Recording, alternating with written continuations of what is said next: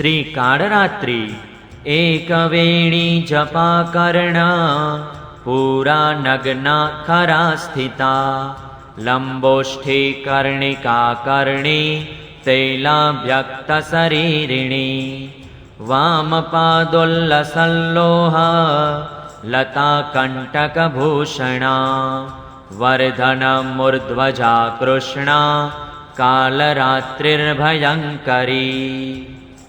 માં દુર્ગાજીની સાતમી શક્તિ કાળરાત્રિ નામે ઓળખાય છે। તેમના દેહનો રંગ ગાઢ અંધકારની જેમ એકદમ કાળો છે। માથાના વાળ વિખેરાયેલા છે। ગળામાં વિદ્યુતની જેમ ચમકનારી માળા છે। તેમના 3 નેત્રો છે।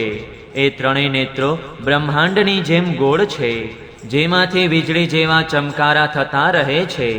તેમની નાસિકાના શ્વાસ પ્રશ્વાસથી અગ્નિની ભયંકર જ્વાળાઓ નીકળતી રહે છે। તેમનું વાહન ગર્ધભ છે।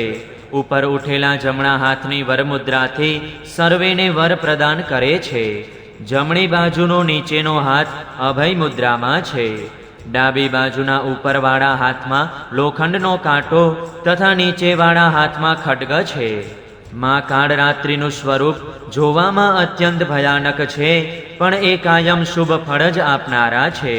એ જ કારણે એમનું એક નામ શુભંકરી પણ છે। માટે તેમનાથી ભક્તોએ કોઈ પણ રીતે ભયભીત અથવા આતંકિત થવાની આવશ્યકતા નથી। દુર્ગા પૂજાના 7મા દિવસે માં કાળરાત્રિની ઉપાસનાનું વિધાન છે। આ દિવસે સાધકનું મન સહસ્ત્રાર ચક્રમાં સ્થિત રહે છે। તેમના માટે બ્રહ્માંડની સમસ્ત સિદ્ધિઓના દ્વાર ઉઘડવા માંડે છે। આ ચક્રમાં સ્થિત સાધકનું મન સંપૂર્ણપણે માં કાળરાત્રિના સ્વરૂપમાં અવસ્થિત રહે છે।